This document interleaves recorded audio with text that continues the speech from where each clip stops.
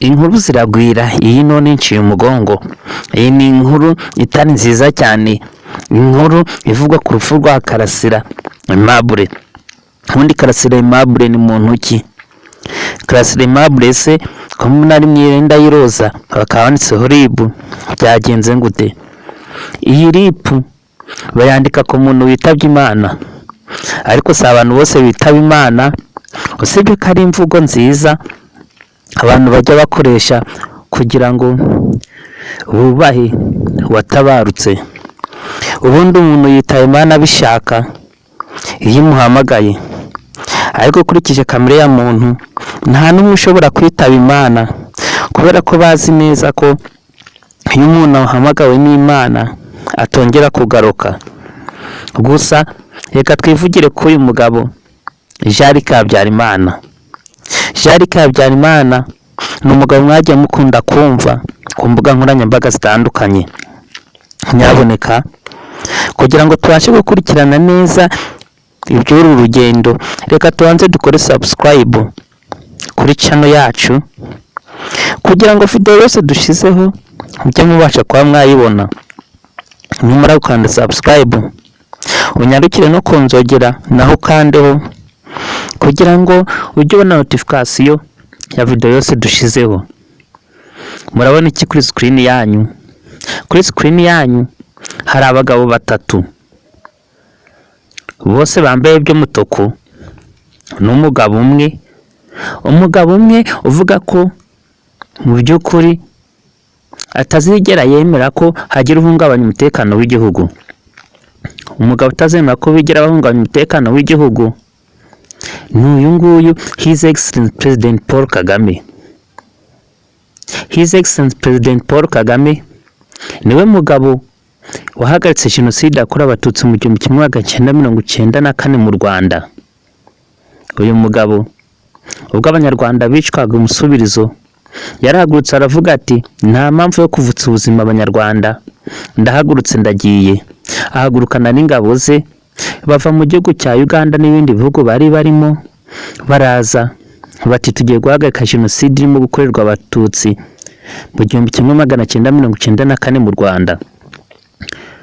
Nkaho ibyo bidahagije, jenoside barayihagaritse, batwubakira amashuri, batwubakira amavuriro, bahesha umugore ijambo, bahesha umwana w'umukobwa ijambo, bateza imbere ikoranabuhanga, batangira guhemba abageze mu zabukuru bimwe bya VIP. Ariko hariho abatarigeze babyishimira kugeza na n'ubu ngubu bakivuga. Muri aba ngaba rero bakivuga, abenshi bari hanze y'igihugu, ntabwo basha kuvuga icyiza na kimwe ku gihugu, ahubwo bavuga ibibasebya, ibisebya ubuyobozi bw'u Rwanda. Gusa ibintu byari bikwiye ku mwana w'umunyarwanda, umwana warizwe n'u Rwanda, yavuga nabi igihugu, kubera ko nicyo cyabahaye ubuzima.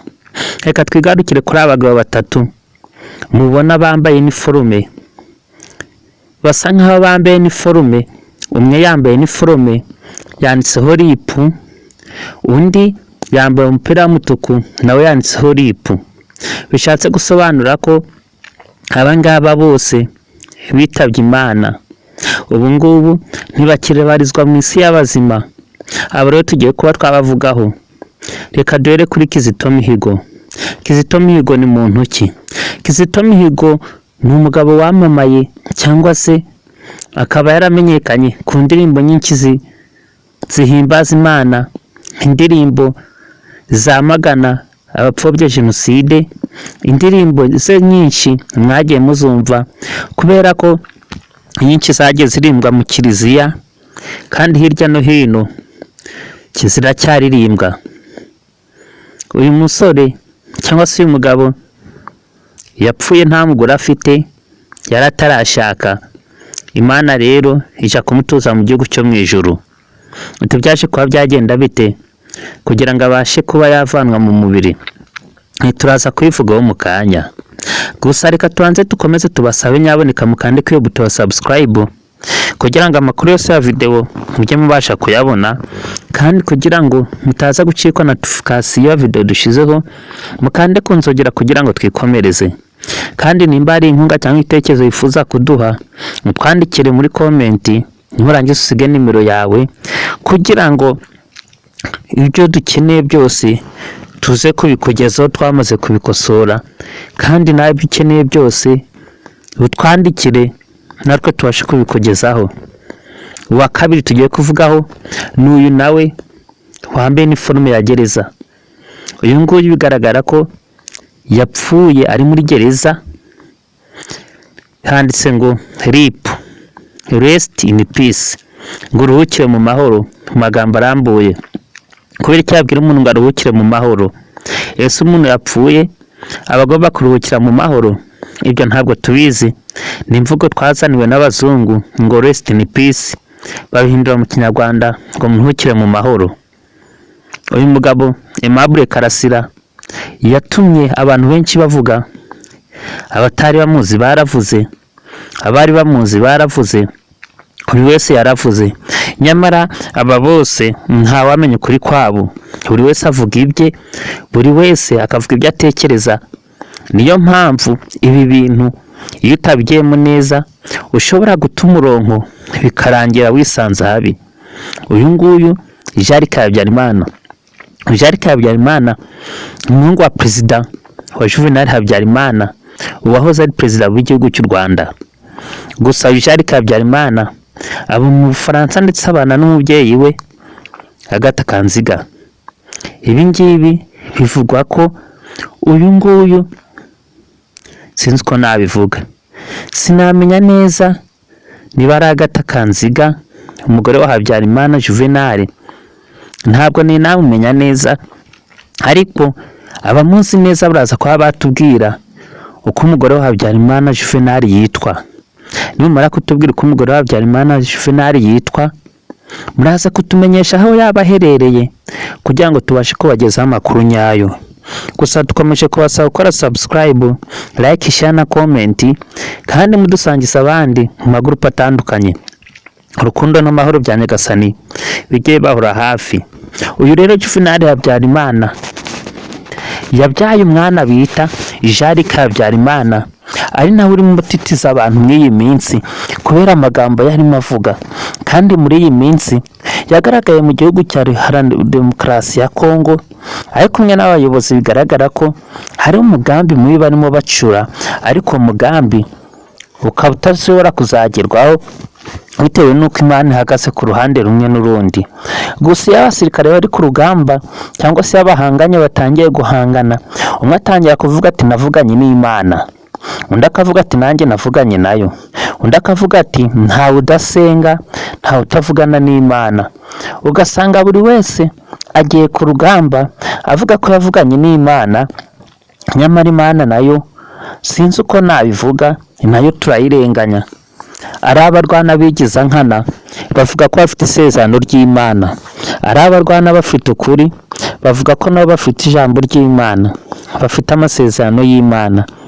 Tuzemera ndi tureke nde? Gusa uyu Jean Habyarimana hari amagambo menshi yagiye avuga ku gihugu cy'u Rwanda, ariko aya magambo abasesengura hafi bya politike bavuga ko ari amagambo gusa, nta kintu na kimwe bashobora kuzahindura ku gihugu cy'u Rwanda mu gihe batakifuriza ibyiza. Nyamara abanyarwanda bo turakataje mu iterambere, turakataje mu ikoranabuhanga, abana b'abahungu n'abakobwa bariga. Ibyo rero bituma ireme ry'uburezi rikomeza gutera imbere, kandi twiga icyatuma umutekano w'igihugu cyacu ukomeza kugenda neza. Nta kindi twabisabiye mwa bantu mwe, kwari ugukora subscribe, ugakanda ku iyo buto ya subscribe, ugakanda no kunzogera, ubundi ibintu bikagenda neza. Ibyo mwarabyumvishe muhita mubikora, none natwe turabashimiye, muri ab'agaciro. Kuri uyu munsi ntacyo twagushinja, ntacyo twashinja Imana, kubera ko ibyo twifuzaga byose yabidukoreye. Turagukunda, turagushimiye, uri uw'agaciro, ukwiye ishimwe. Niyo mpamvu tuze ngo uzane ibiganza tugushimire kimwe n'abandi bose. Numara kuzana ibiganza tukagushimira, uzagenda uturatira abandi, uzagenda utubwira abandi ko ibyo twagukoreye nta wundi ari kubigukorera usibye twebwe tuyoboye televiziyo.